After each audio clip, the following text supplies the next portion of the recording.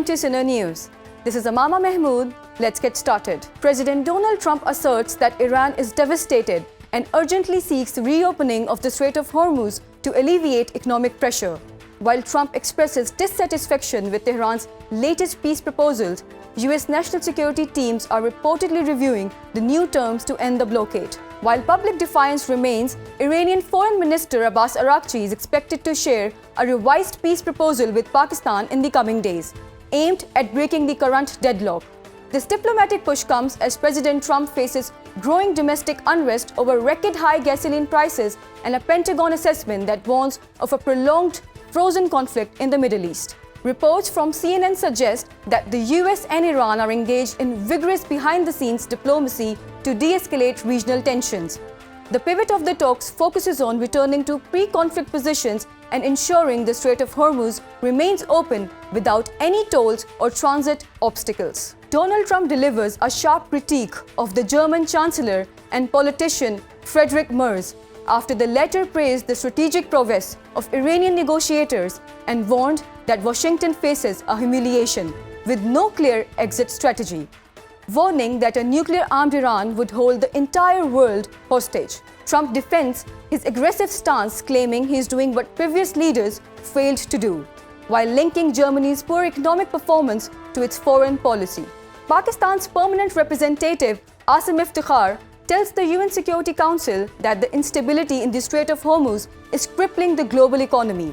He emphasizes that ending the Israeli occupation and achieving a two-state solution is the only path to a sustainable peace in the region. In a powerful speech in Washington, King Charles condemns the recent assassination attempt on President Trump, stating that acts of violence will never succeed. He calls for a unified Western front to support Ukraine's defense and ensure a just, lasting peace against the test of NATO's resolve. In a move that could shift global energy markets, the United Arab Emirates announced its withdrawal from OPEC and OPEC Plus, effective May 2026. The UAE seeks full autonomy in its production levels, moving away from the collective price-setting mechanisms led by Saudi Arabia and Russia.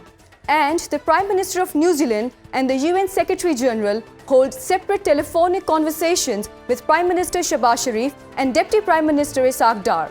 The global leaders praise Islamabad's diplomatic efforts in facilitating dialogue between Washington and Tehran to maintain regional stability. Let's begin with our top stories for tonight. The Middle East standoff is intensifying tonight as President Trump asserts that Iran is devastated and desperate for relief from the Strait of Hormuz blockade, while the president claims economic pressure has left Tehran with no choice but to seek an exit.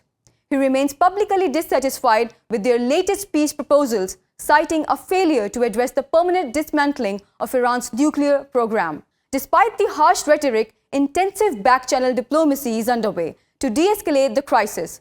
Negotiators are reportedly focused on a pre-war positioning roadmap that would return both nations to their military status quo from early 2024. The immediate priority is the removal of all maritime obstacles and tolls in the strait, which officials warn are currently crippling global trade and energy markets. New details are emerging regarding a secret Iranian diplomatic roadmap as economic realities force both sides back to the negotiating table. A fresh multi-stage de-escalation proposal is expected to be channeled through Islamabad shortly. The strategy prioritizes the maritime blockade and the security of the Strait of Hormuz, intentionally setting aside the contentious nuclear issue to build initial trust. While communication challenges with Iran's leadership have slowed the process, the urgency to reach a deal has evolved into a domestic crisis for the White House.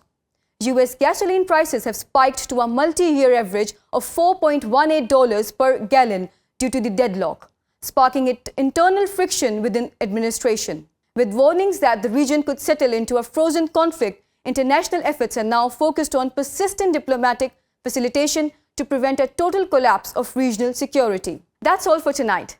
This is Amama Mahmood signing off.